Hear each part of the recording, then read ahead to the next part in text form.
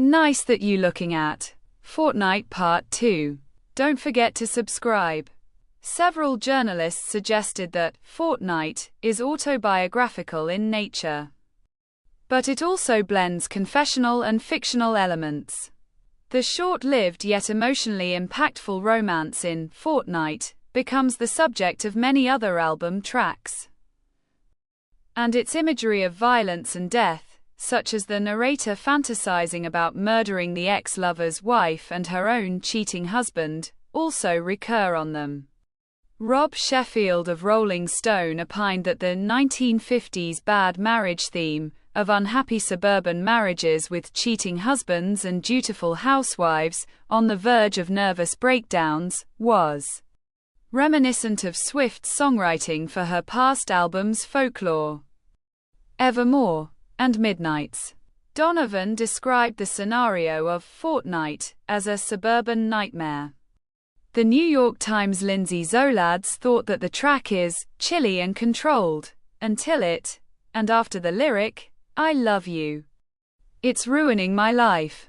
USA Today's Melissa Ruggery dubbed the lyrics mentioning alcoholism as darkly funny. The track was picked as a highlight on the Tortured Poets department by Ali Rosenblum of CNN and Mesfin Fekadu of The Hollywood Reporter. In Pop Matters, Igor Banikov lauded Fortnight as the best opening track of Swift's career for featuring a delicate and cunning songcraft with a buoyant, synth-pop production, Swift's vocal harmonies, and self-referential lyricism.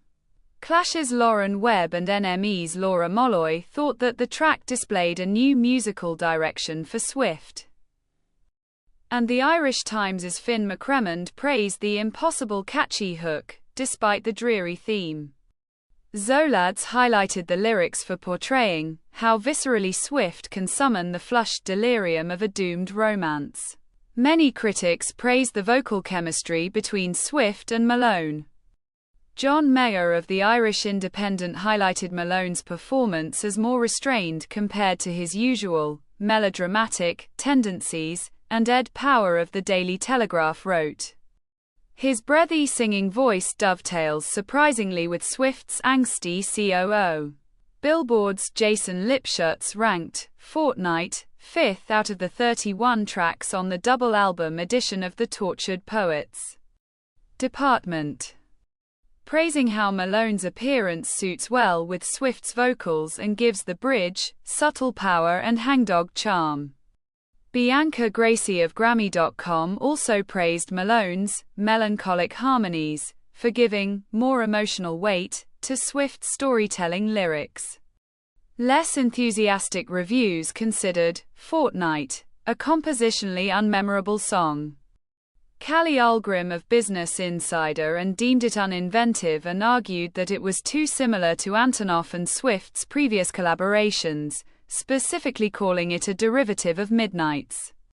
Mark Richardson of The Wall Street Journal deemed it mediocre, and Paste and Our Culture mag's Konstantinos Papis criticized the sound as empty and bland.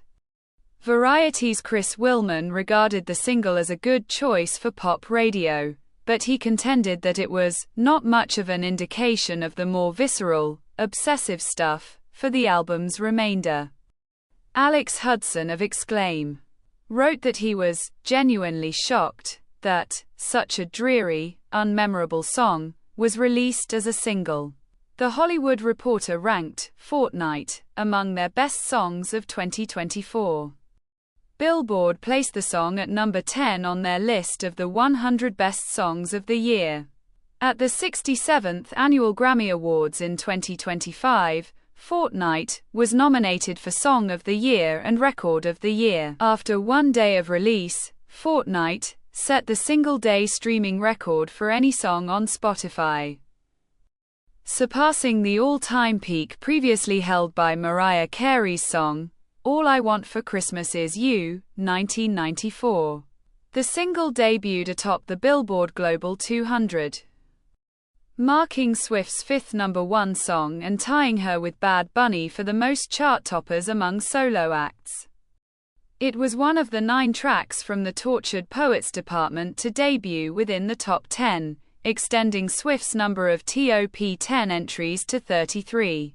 In the United States, Fortnight debuted at number 9 on Adult Pop Airplay and number 13 on Pop Airplay.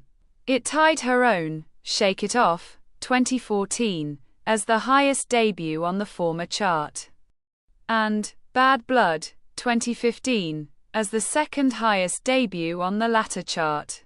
On the Adult Pop Airplay chart dated June 22, 2024. The single reached number 1 to become Swift's record, extending 13th chart topper and Malone's second.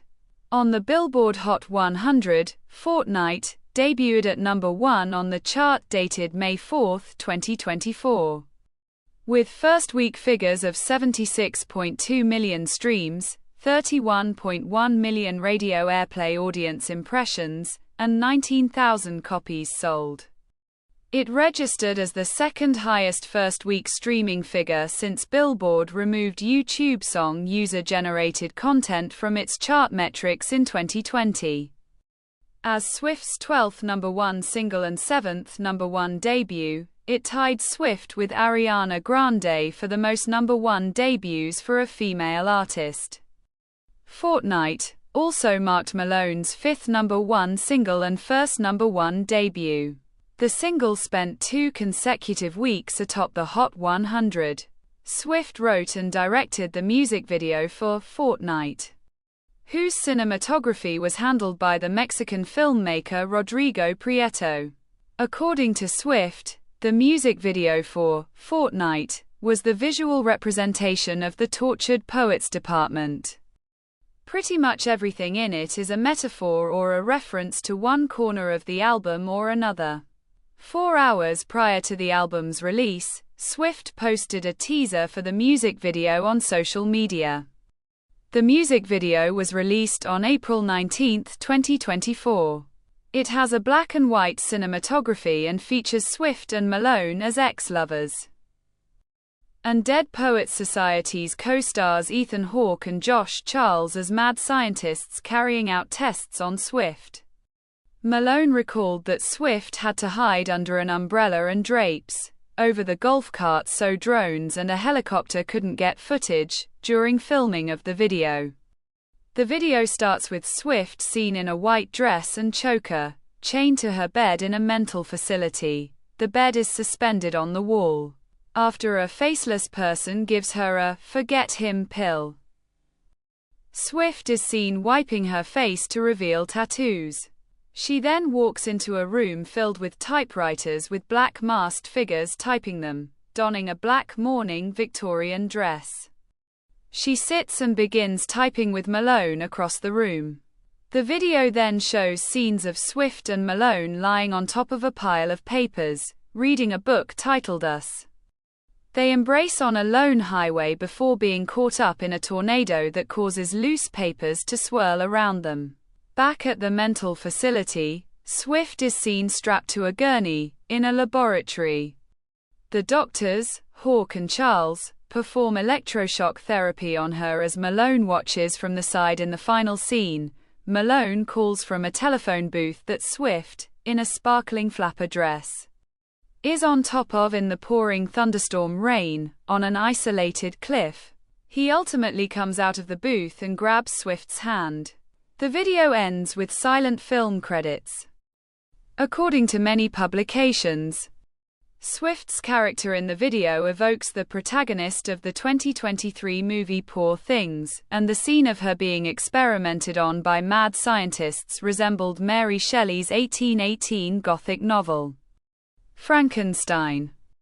In the French film magazine Premiere, Anthea Claw compared the black and white cinematography and certain scenes to those of early 20th century German expressionist silent films.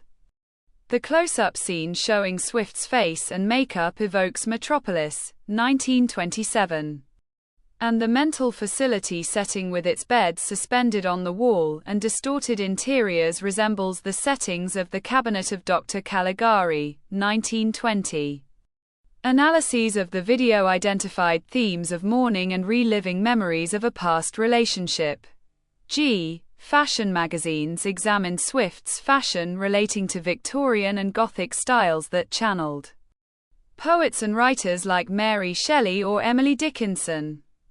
Ed Power of the Daily Telegraph thought that the video portrayed a haunting version of Swift that gets under our skin like never before, and complimented the acting chemistry between Swift and Malone.